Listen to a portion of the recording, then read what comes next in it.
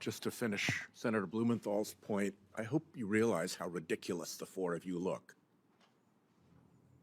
Spouting these preposterous, canned answers in a forum in which A, you're supposed to tell the truth, and B, you're supposed to demonstrate the judicial capacity to make independent, factual decisions in hard cases.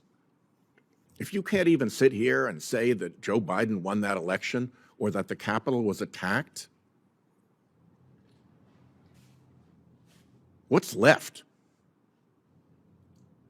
What's left if a hard case comes your way as a judge, and let's say the Trump administration is bearing down on that? Why would we ever believe that you would give the litigants a fair hearing and a fair decision if the executive branch was leaning in on you when we can't get a reasonable answer out of any of you with the executive branch leaning in on you to give these ridiculous answers today?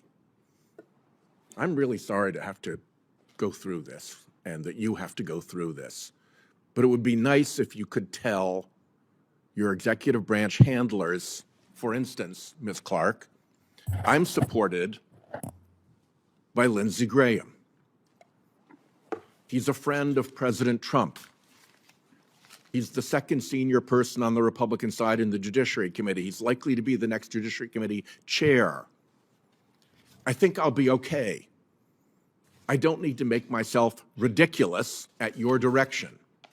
It'd be great if you could have said that.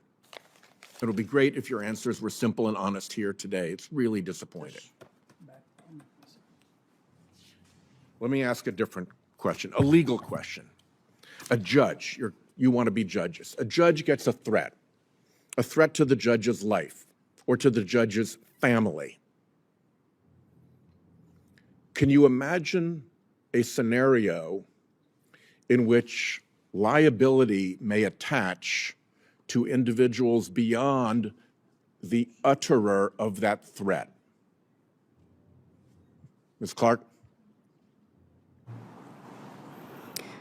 Senator, as a prosecutor, there are instances where there's some responsibility that is assigned to someone who is not the utterer of a threat to an individual. And so to answer your question, yes, I can imagine. Do you agree? Yes, Senator, and if confirmed to the bench, I would follow all Supreme Court precedent and Ninth Circuit precedent. Mr. Rick, you agree? Yes, Senator, I would agree with that. I don't know that I care what you think, Ms. Westerkamp, because you're going to international trade and you're probably not going to see much of this, but do you agree?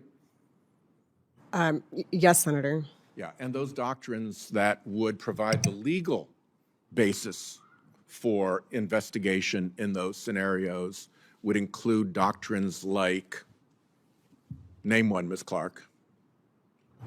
Senator, doctrines that are, if someone is essentially carrying out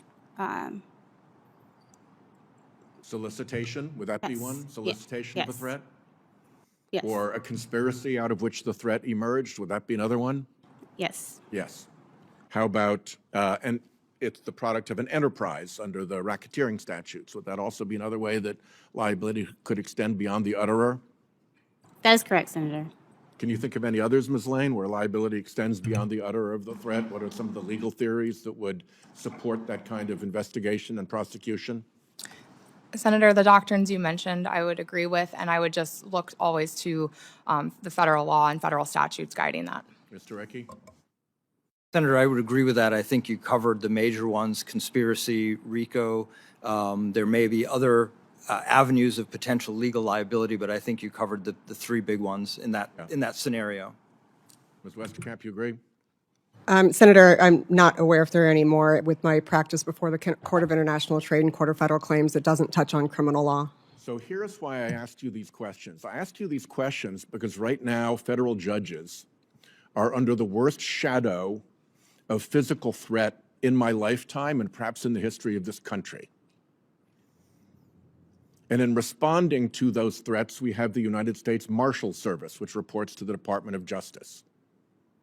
And I have now over a dozen times asked the Marshal Service, Will you investigate behind the utterer of a threat if the evidence justifies it?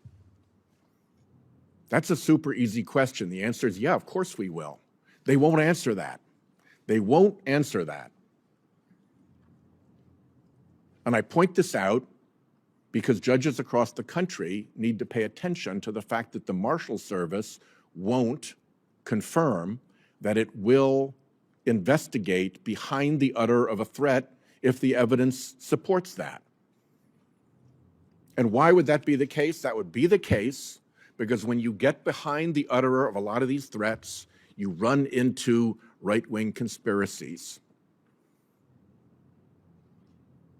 And this MAGA Department of Justice would rather not go there. And so they leave judges exposed with investigations in which they aren't doing investigative 101 work that you've all identified as plausible legal theories. And we need to fix that. We need to fix that.